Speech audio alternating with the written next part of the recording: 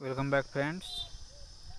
Achievement point online coaching classes के इस video में आपका फिर एक बार हार्दिक स्वागत है। आज बीपीएससी ने जैसा कि कल नोटिस दिया हुआ था कि आज दिनांक 10 जून 2023 से 13 जून 2023 तक बीपीएससी के द्वारा आयोजित किया जाने वाला विद्यालय शिक्षक अध्यापक भर्ती परीक्षा से संबंधित ऑनलाइन एप्लीकेशन के लिए जो डेमो लिंक है एप्लीकेशन फॉर्म फिलअप करने के लिए जारी कर दिया जाएगा। तो आज उसने सुबह सुबह ही वो डेमो लिंक जारी कर दिया है, जिसके द्वारा आप सभी एप्लीकेशन फॉर्म जा कर के भर सकते हैं और चेक कर सकते हैं कि उसका प्रोसीजर क्या है, क्या क्या डॉक्यूमेंट अपलोड होगा, क्या क्या सूचनाएं उससे मांगी जाएंगी। तो चलिए आपको चलते हैं और इसकी संपूर्ण प्रक्रिया को देख करके बताते हैं कि किस प्रकार से आप फॉर्म को फिलअप कर सकते हैं। इसके लिए आप किसी भी सर्च इंजन पे आ सकते हैं, चाहे गूगल पे आ जाइए या गूगल क्रोम पे आ जाइए। वहाँ पे आप बीपीएससी की जो वेबसाइट है bpsc.bih.nic.in पर क्लिक कीजिए और इसके बाद आपको इस तरीके से एक इंटरफेस खुलेगा। जैसा कि आप यहाँ पे देख पा रहे हैं,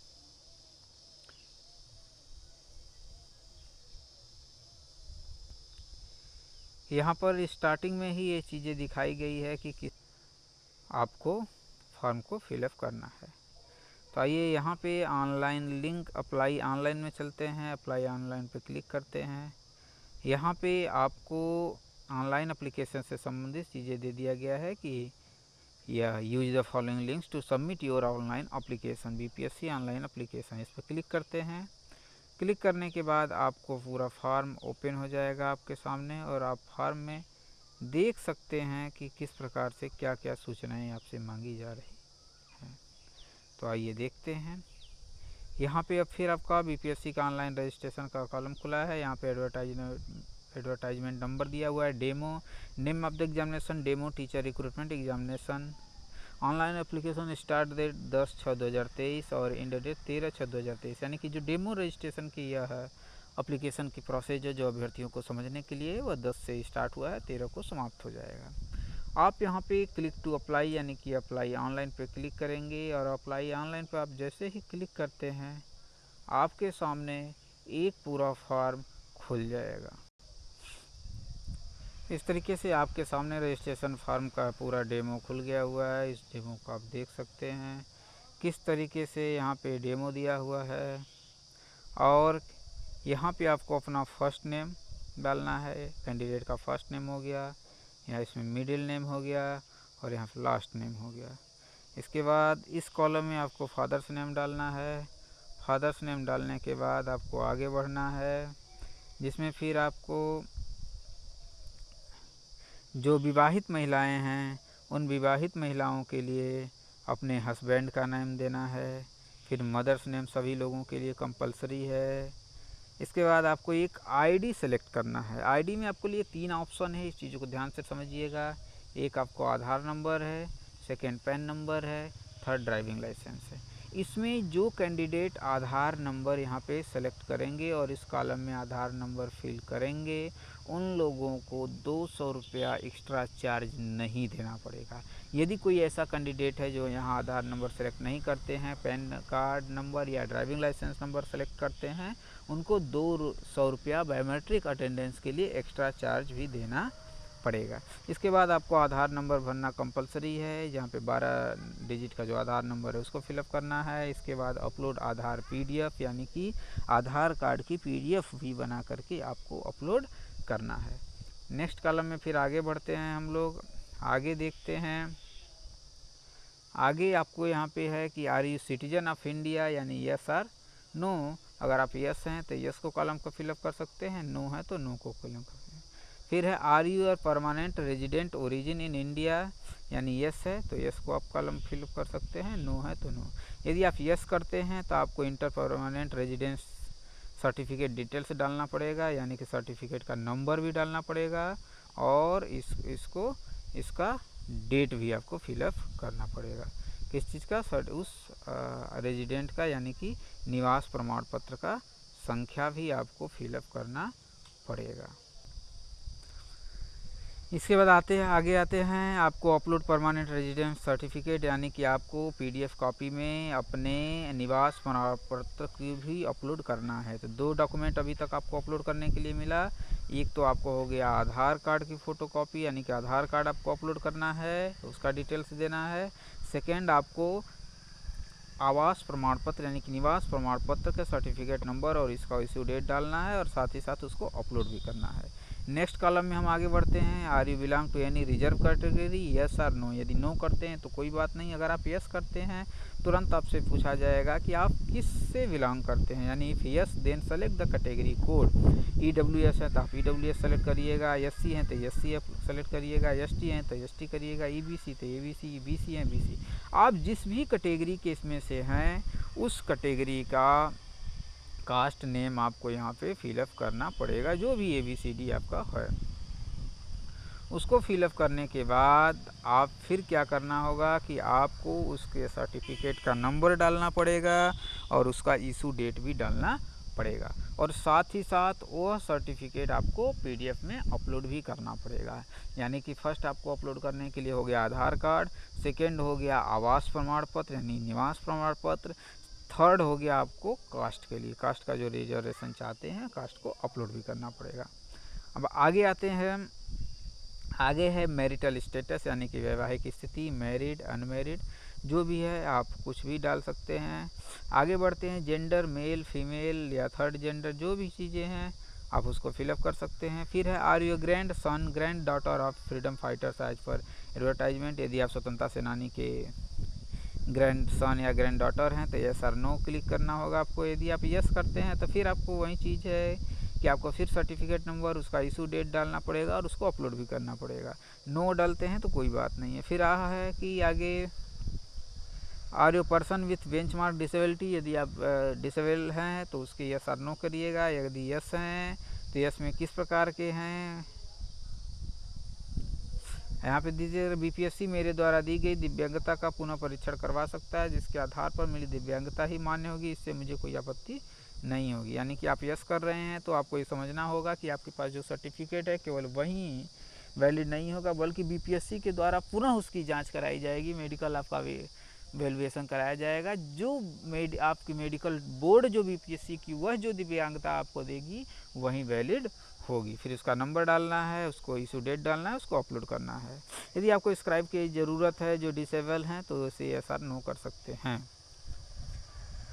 आगे आते हैं, फिर है do you want to pay concession fee as per advertisement of SC ST disability या फीमेल, यदि आप क्या आप ऐसा चाहते हैं कि जो विज्ञापन है उसके अनुसार आपको फीस में कंसेशन किया जाए महिला के आधार पर या SC ST के आधार पर या डिसेबल्ड के आधार पर, यस और नो।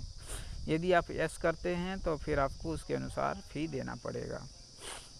आगे है आर यू एक्स सर्विसमैन, यदि यस और नो, अगर यस है तो फिर उसका सर्टिफिकेट आपको डालना पड़ेगा एक्स सर्विसमैन का, और उसका इशू डेट डालना होगा और उसको अपलोड भी करना होगा। यदि आप क्या पंचायती राज संस्था एवं नगर निकाय संस्था अंतर्गत नियुक्त एवं कार्यरत शिक्षक हैं, यस और नो। यदि नो आप डालते हैं तो कोई बात नहीं है, सारे कॉलम खत्म हो जाएंगे अपने आप, आपको आगे बढ़ जाना होगा। लेकिन यदि आप यस डालते हैं, जैसे ही आप यस इंटर करते हैं आपके सामने कुछ अलग अलग इंटरफेस आ जाएगा जिसको आपको फिलअप करना होगा फॉर्म में। जैसे डिजिनेशन आपको इंटर करना पड़ेगा, आप किस पद पे कार्यरत हैं, आप किस स्कूल का ऑफिस आपका क्या है, स्कूल सेलेक्ट डिटेल डालना पड़ेगा, डिस्ट्रिक्ट किस डिस्ट्रिक्ट में है, स्कूल क्या है आपका और आपका पद क्या है। इसके अलावा इंटर पंचायती राज संस्था नगर निकाय संस्थागत नियुक्त एवं कार्यरत शिक्षक डिटेल्स, यानी कि आपको सर्टिफिकेट नंबर उसी DBL डालना पड़ेगा। जो पंचायती राज के अंतर्गत पूर्व से नियोजित शिक्षक हैं उनको एक सर्टिफिकेट भी दिया जाएगा जिसके आधार पर वो सर्टिफिकेट नंबर और इशू डेट डालेंगे, जिससे यह सिद्ध होगा कि हाँ आप शिक्षक हैं, और उसको उनको अपलोड भी करना पड़ेगा। इसके बाद है कि क्या आप इनमें से किसी पात्रता परीक्षा में को धारण करते हैं। यदि हाँ पात्रता परीक्षा है तो पात्रता परीक्षा पर, और दक्षता परीक्षा है तो दक्षता परीक्षा पर आपको क्लिक करना पड़ेगा। आगे फिर हम लोग बढ़ते हैं। आगे अगर मान लीजिए पात्रता पर क्लिक करते हैं तो फिर आप समझ लीजिए कि पात्रता परीक्षा से संबंधित भी डिटेल्स आपको फिर भरना पड़ेगा। CTET पेपर 1 है या BTET पेपर 1 है, आपको उसको डालना पड़ेगा। यदि आपने चुन लिया है या फिर आप बिहार स्टेट पेपर 1 है 2 है सेलेक्ट है तो उसको आपको चुनना पड़ेगा। +2 में है तो उसको आपको चुनना पड़ेगा। इसके बाद आपको इन सारे सूचनाओं को फिलअप करना होगा। फिर आज यदि माध्यमिक शिक्षक पात्रता परीक्षा 2019 उत्तीर्ण है तो 2019 का उत्तीर्णता वर्ष आपको दिखाना होगा।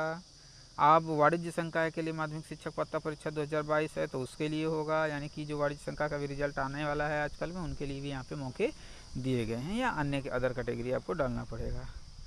अब आपको इन सारी चीज़ों को डिटेल्स भी डालना पड़ेगा, यानी कि आप यदि पेपर 1 to 5 के लिए हैं उसका सर्टिफिकेट नंबर, उसका इशू डेट आप डालिएगा, और उस सी-टेट के सर्टिफिकेट को अपलोड भी, या बी-टेट के सर्टिफिकेट को आपको अपलोड भी करना पड़ेगा।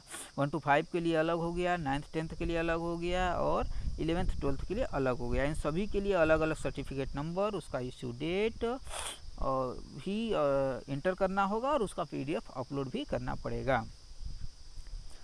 इसके बाद आप आ जाते हैं, यदि हम लोग नो करते हैं यहाँ पर सी-टेट या टेट को तो क्या कॉलम दिखाता है, इसके बारे में हम लोग थोड़ा सा देख लेते हैं। यदि आप दक्षता परीक्षा को चुन रहे हैं, यानी जो पुराने शिक्षक हैं कार्यरत हैं विन लोगों ने दक्षता परीक्षा दी हुई है, तो दक्षता परीक्षा यदि वो चूज करते हैं तो उनके लिए 3 ऑप्शन खुल के आ रहे हैं कि आप किस कक्षा के लिए दक्षता परीक्षा उत्तीर्ण की है। 1 to 5 के लिए, 9th 10th के लिए, 11th 12th के लिए। चूँकि 6 to 8 की वैकेंसी नहीं है, इसलिए यहाँ पे 6 to 8 की ऑप्शन नहीं दिया हुआ है।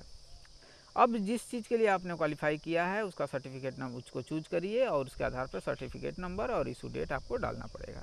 अब आगे नेक्स्ट जो कॉलम आपके सामने महत्वपूर्ण एक आ जाता है प्रशैक्षणिक योग्यता, यानी कि ट्रेनिंग के बारे में। आप B.Ed M.Ed हैं, B.Led हैं, या BSc B.Ed हैं, या प्रारंभिक शिक्षा शास्त्र में 2 वर्षीय डिप्लोमा अभ्यर्थी हैं, क्या कंप्यूटर साइंस विषय के अभ्यर्थी हैं, क्या आप संगीत के हैं, तो जिस चीज़ की आप शिक्षक हैं उस चीज़ के लिए आप चूज कर लिए। मान लीजिए आपने B.Ed जैसे चूज किया, फर्स्ट आपको किया, तब आपको अलग अलग दे देगा कि 1 to 5 में क्या है, 68 में क्या है। उन सभी चीज़ों के आधार पे आपको फिर करना पड़ेगा, और उसी के आधार पर फिर आपको आगे मान्य किया जाएगा कि आप किस किस सब्जेक्ट के लिए पात्र हैं, और जिस जिस सब्जेक्ट के लिए आप पात्र हैं उसके अनुसार आपको मौका मिल रहा है। मान लीजिए कोई अभ्यर्थी यदि तीनों विषय के लिए, यानी कि 1 to 5, 9th 10th और +2 सभी के लिए यदि पात्र है तो उसे सभी में मौके मिलेंगे, ऐसा यहाँ पे दिखाया जा रहा है। इसके बाद आपको डेट ऑफ बर्थ भरना है, जो आपकी डेट ऑफ बर्थ है, एज है, उसके अनुसार आपको भरिएगा। फिर एड्रेस ऑफ कॉरेस्पोंडेंस, यानी एड्रेस आपको कॉरेस्पोंडेंस भर देना है। जो भी ABCD आपका जो एड्रेस है आप एड्रेस को पूरा भरेंगे। एड्रेस लाइन 1 2 3, स्टेट क्या है, डिस्ट्रिक्ट क्या है, पिन कोड क्या है। फिर इसके बाद आपको परमानेंट एड्रेस भरना है, यह भी कंपलसरी है। इसके बाद एक नोटिस दिया हुआ है नीचे नोट में कि address of permanent residence is outside of state of Bihar, reservation of EWS SC ST EBC and BC will be not acceptable, यानी कि कोई ऐसा अभ्यर्थी जिसका परमानेंट रेजिडेंस जो है आउटसाइड ऑफ बिहार है, यानी बिहार के बाहर है, तो उसे किसी भी प्रकार के आरक्षण का दावा मान्य उसका नहीं किया जाएगा। लास्ट में है, do you have required essential qualification criteria of this post as mention in the advertisement. यदि आपको सभी रिक्वायर्ड एसेंशियल क्वालिफिकेशन आपके पास है तो यस करिए, अगर नहीं है तो नो कीजिए। इसके लिए आपको ऑप्शन दिया गया, यस है तो ठीक है, कोई बात नहीं। लेकिन आप जैसे ही नो क्लिक करते हैं तो फिर लिख देता है कि sorry you are not eligible for the above post, therefore you can not proceed. यानी कि यदि आप जैसे नो कहते हैं कि मैं इसेंशियल क्वालिफिकेशन नहीं रखता हूँ, तो वो लिख दे रहा है यहीं पे आपके सामने कि आप इसके लिए फिर एलिजिबल नहीं है। हम लोग यस करके आगे बढ़ते हैं तो देखते हैं यहाँ पे आपको ईमेल आईडी मांगा जा रहा है, और इसके बाद आपको एक ईमेल आईडी को ईमेल पे आपके कोड भेजा जाएगा। उस ईमेल कोड को कन्फर्मेशन कोड इसमें फिर फिलअप करना होगा आपको। फिर इसी के अनुसार इसी तरह मोबाइल नंबर आपको डालना होगा। मोबाइल नंबर पे आपको एक OTP जाएगा, उस OTP को फिर यहाँ पे इंटर करना होगा, और इसके बाद कैप्चा कोड डालना होगा लास्ट में। कैप्चा कोड लास्ट में डालने के बाद फिर आप ईमेल आईडी हो गया, मोबाइल नंबर हो गया, कैप्चा कोड हो गया। यहाँ कन्फर्मेशन कोड दोनों पे और कैप्चा कोड, ये जो कैप्चा कोड है आप यहाँ पे इंटर करिएगा, और इंटर करने के बाद आप फिर सबमिट रजिस्ट्रेशन डिटेल्स कर दीजिएगा। तो इस तरीके से आपका फॉर्म सबमिट होकर के आपके सामने खुल जाएगा। यह पूरा एक प्रक्रिया हो गई फॉर्म को पूरा फिलअप करने का, और इसके बाद आपके फॉर्म में रजिस्ट्रेशन निकल करके आ जाएगा। यह रजिस्ट्रेशन पूरी तरीके से इसी तरह किया जाएगा और आपका फॉर्म फिलअप हो जाएगा। तो इस तरीके से आप अपने जो भी डॉक्यूमेंट्स हैं, यानी कि आप आधार कार्ड हो गया, पैन कार्ड या डीएल, तीनों में से कोई एक अपना डॉक्यूमेंट बनवा करके एकदम सुरक्षित रखें। कास्ट सर्टिफिकेट रखें, आवास प्रमाण पत्र रखें, C TET, B TET, S TET जो क्वालिफाई हैं उसके सर्टिफिकेट रखें। इन सब सारी चीज़ों की ज़रूरत या दक्षता है तो दक्षता की ज़रूरत, इन सब सारी चीज़ों की ज़रूरत आपको फॉर्म फिलअप करते समय डॉक्यूमेंट की पड़ेगी और उसे अपलोड करना पड़ेगा। इसलिए जो भी कैंडिडेट इसके लिए प्रिपरेशन कर रहे हैं, तैयारी कर रहे हैं, वो निश्चित रूप से इस डॉक्यूमेंट की भी प्रिपरेशन तुरंत करें। अन्यथा जब फॉर्म फिलअप होने लगेगा तो फिर आपके पास समय कम मिलेगा, साइट पे हो सकता है वर्कलोड भी ज़्यादा हो जाए, जिसके कारण साइट चलने में भी प्रॉब्लम हो। यही कारण है कि अभ्यर्थी के साथ साथ ये डेमो जो दिया जा रहा है, बीपीएससी भी अपनी परख देखना चाहती है वेबसाइट की कि ये वेबसाइट किस तरीके से काम करती है। यही एक मुख्य इन्फॉर्मेशन था। थैंक्स।